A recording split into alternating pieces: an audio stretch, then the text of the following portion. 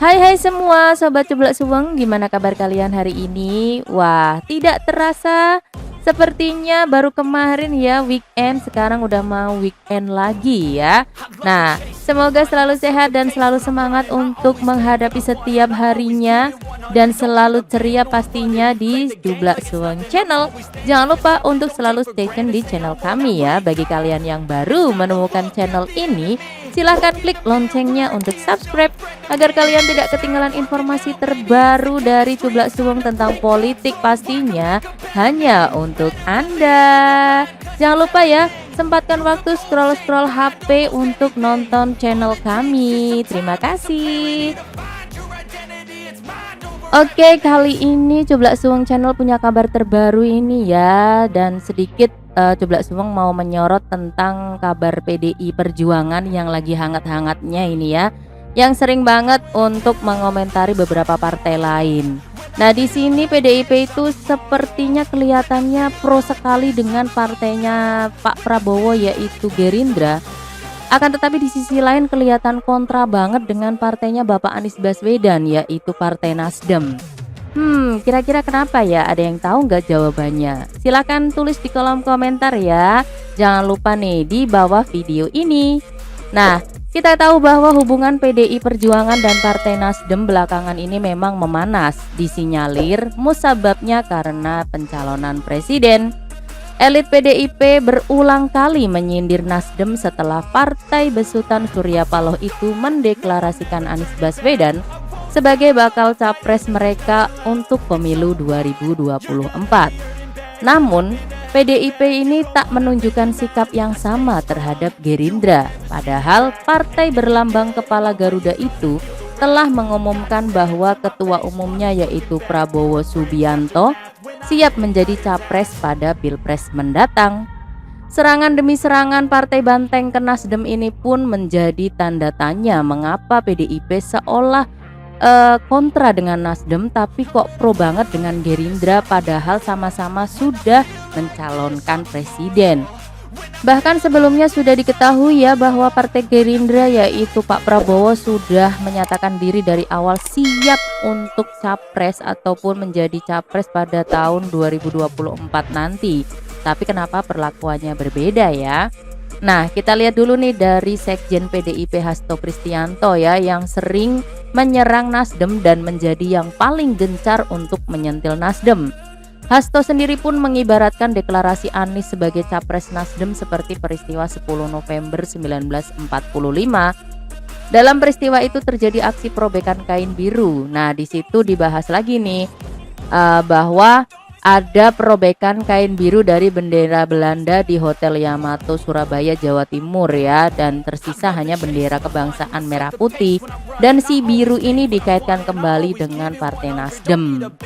Meskipun kita tahu ya bahwa Hasto ini tidak secara gamblang menyebutkan bahwa yang dimaksud si biru itu adalah Nasdem, namun publik ini terlanjur meyakini bahwa elit PDIP itu sedang menyentil Nasdem, di mana partai dengan lambang dominan warna biru siapa lagi kalau bukan Nasdem ya yang mendeklarasikan Anies sebagai capres 2024. Tapi Hasto juga terang-terangan nih kalau masalah Nasdem ya, Hasto terang-terangan menyebut bahwa dukungan Nasdem terhadap pencapresan Anies kontradiktif dengan pemerintahan Presiden Joko Widodo. Hasto mengatakan bahwa berbagai kebijakan Anies berlawanan dengan pemerintahan saat ini. Misalnya terkait ibu kota negara, Anies ini berupaya mempertahankan ibu kota tetap berada di DKI Jakarta. Padahal pemerintahan Jokowi punya program besar memindahkannya ke Kalimantan Timur. Jangan sampai ya kemudian mencalonkan seseorang yang punya kebijakan yang berbeda. Ketika misalnya ada kebijakan yang berbeda dari calon yang diusung oleh partai politik mengusung Pak Jokowi, maka ini akan kontradiktif, ujar Hasto di Gedung Visipol UGM Yogyakarta Senin 10 Oktober 2022. Nah, meskipun sudah ngomong banyak gitu ya, tapi Hasto pada akhirnya menutup kata ya tidak ingin terlalu ikut campur lebih dalam mengenai urusan partai lain ya. Tapi komen seperti tadi. Nah, dengan berbagai sentilan-sentilan ini Nasdem pun kemarin akhirnya ikut bicara ya dan menyerang balik nih, di mana Nasdem tampaknya tidak senang dengan pernyataan Hasto. Di sini Nasdem menegaskan bahwa partainya akan tetap berada di koalisi pemerintahan Jokowi kendati mendeklarasikan Anies sebagai capres. Tidak ada hubungannya ya dengan pencapresan Anies, tetap kok ikut dalam urusan pemerintahan Pak Jokowi, tidak kontradiktif gitu ya. Nah, di sini komitmen Partai Nasdem mengusung Pak Jokowi Ma'ruf Amin itu ya sampai 2024. Dan Nasdem pun mengatakan bahwa pencapresan Anies tidak ada kaitannya dengan posisi Nasdem di barisan pemerintahan. Pasalnya masa jabatan Jokowi kan akan berakhir pada 2024, sementara Nasdem tak punya kontrak dengan Jokowi setelah tahun tersebut. Di sini pun Nasdem juga mengatakan bahwa 2024 itu adalah pencalonan presiden pasca Pak Jokowi. Jadi kita itu mencalonkan presiden setelah periode Pak Jokowi, bukan lagi dalam periode Pak Jokowi terus kita calonin presiden gitu ya maksudnya Nasdem ya. Di sini Ketua DPP Partai Nasdem Willy Aditya juga mengaku heran ini dengan sikapnya Bapak Hasto. Dia membandingkan dengan sikapnya terhadap Gerindra ya yang sudah lebih dulu mendeklarasikan Pak Prabowo sebagai capres. Heran ya, Gerindra juga sudah mendeklarasi capres loh. Yang lain pada deklarasi koalisi, semua tidak ada masalah. Tetapi kenapa ini kok giliran Nasdem semua jadi masalah, semua jadi menyerang dari segala penjuru? Kata Willy pada Senin 10 Oktober 2022. Di sini Willy pun tak habis pikir mengapa hanya Nasdem yang menjadi bulan-bulanan setelah mendeklarasikan Anies.